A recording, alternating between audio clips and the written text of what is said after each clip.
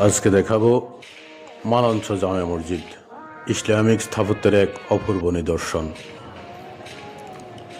ইসলাম শান্তি, শৃঙ্খলা ও সৌন্দর্যের ধর্ম। আল্লাহর সন্তুষ্টি অর্জনের প্রত্যাশায় যুগে যুগে মুসলমানরা গড়ে তুলেছে অসংখ্য মসজিদ, যা শুধু ইবাদতের স্থান নয়, অনেক মসজিদ ইতিহাস, ঐতিহ্য আর অনন্য স্থাপত্য শৈলীর নিদর্শন হয়ে দাঁড়িয়ে আছে। তেমনি এক মনোমুগ্ধকর স্থাপত্য হলো জামালপুরের মেনান্দহ উপজেলার মালঞ্চ জামে মসজিদ। জামালপুর শহর থেকে মাত্র 10 কিলোমিটার দূরে এলাকায় অবস্থিত এই মসজিদ এখন জেলার অন্যতম দর্শনীয় স্থান।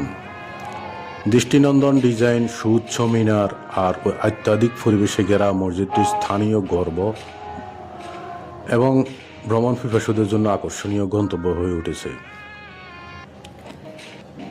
প্রায় 85 বছর আগে 1940 সালে আব্দুল গফুর মণ্ডল নিজের উদ্যোগে গড়ে তোলেন এই মসজিদের প্রথম কাঠামো। শুরুতে 3 গম্বুজ বিশিষ্ট ছোট্ট একটি মসজিদ ছিল এটি। পরে সময়ের সঙ্গে সঙ্গে মসজিদের আকার, আকৃতি ও সৌন্দর্য বাড়ানো হয়।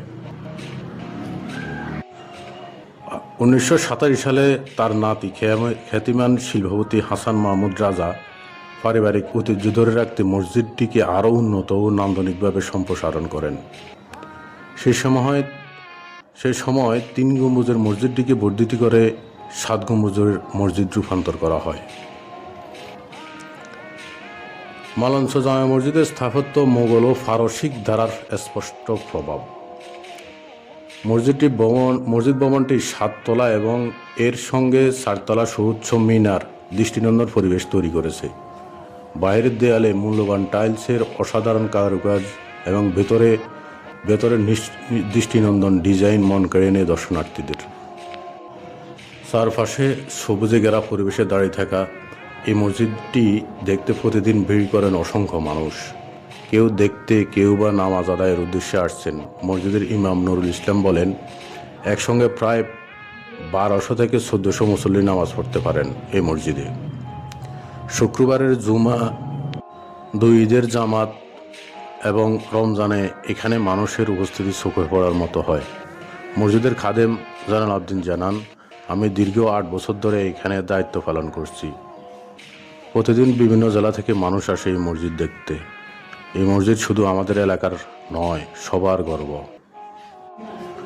মালঞ্চ মসজিদে আসার জন্য জামালপুর হতে সরাসরি বাসে বা সিএনজিতে 10 কিলোমিটার এসে মালঞ্চ বাজার নামতে হবে।